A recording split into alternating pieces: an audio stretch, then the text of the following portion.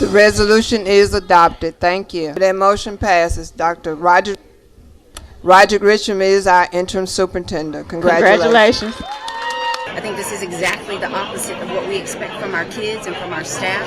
I think this is exactly the opposite of what an educational institution stands for. I believe that many members of the board chose chaos over children, and it looks like they've chosen litigation over leadership, and so I'll see them in court. Our top story this morning, Memphis-Shelby County Schools Superintendent Marie Feagins is out, and the search is on for a new permanent superintendent. So here's the thing. This is our third superintendent search in 2 years for Memphis-Shelby County Schools. FOX13 Sheila O'Connor joining us live from the admin building. And Sheila, what's next? And tell us more about what happened last night.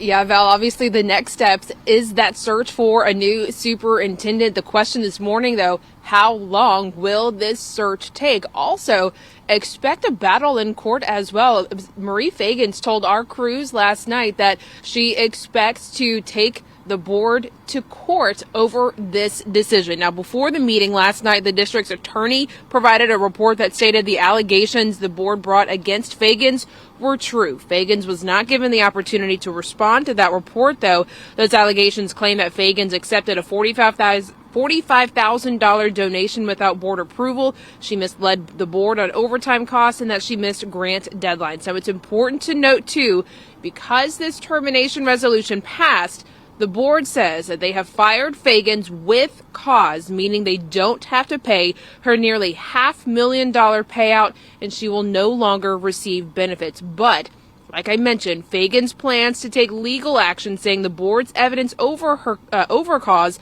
won't hold up in court, and she'll be owed that payout. The board also voting last night to name Roderick Richmond as the interim superintendent. Here's how Feagins and other board members reacted after last night's meeting.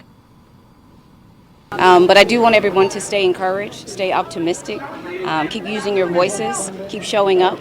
This is not the end. The state has indicated that they have an obligation to respond to the chaos that we've experienced tonight and for the last 6 weeks. So that is chapter 2. The fight is not over. Do you welcome that, or would it be? I don't welcome it. Yeah, this is a story that Fox 13 will continue to stay on top of. Now, the last superintendent search, which, ended with Marie Feagins being hired, that cost the district over $1 million and took almost 2 years to conduct. So only time will tell how long this new superintendent search will take and how much it'll cost the district. Took a long time to find a superintendent and a very short amount of time to get rid of one. All right, Sheila, we'll check back throughout the morning. Tensions got high as the board named Roderick Richmond the new interim superintendent. Many parents were yelling about the board's decision, and the new interim yelled back.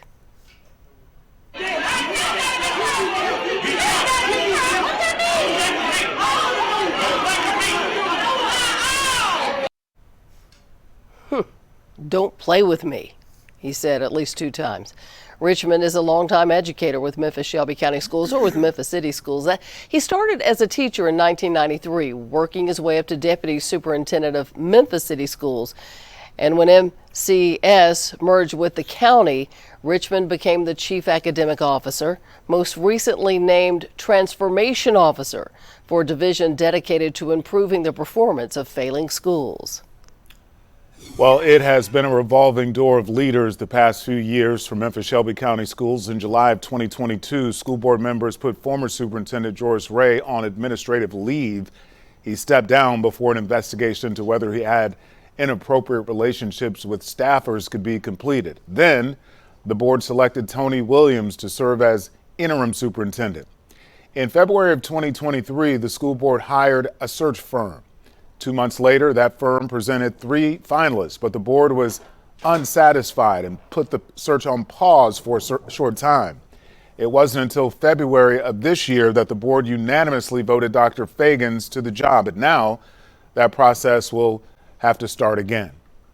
And now that the board has fired its superintendent, Fox 13 is hearing a lot of talk about the state of Tennessee taking control of Memphis-Shelby County Schools. Fox 13 spoke with school board members, state lawmakers, and county commissioners after last night's vote.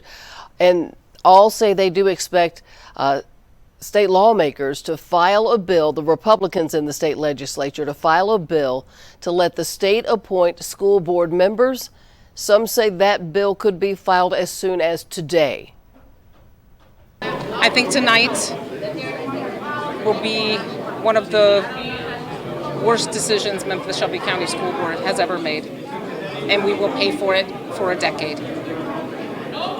I have to echo my colleague that I don't think they thought the state was serious when they said that they were going to step in. There is plenty of proof of it. It happened in Houston, Texas. It happened right in Nashville at Tennessee State University. And I was told today that it is their obligation to respond. The level of inflexibility, of not listening to the community, I am heartsick over this.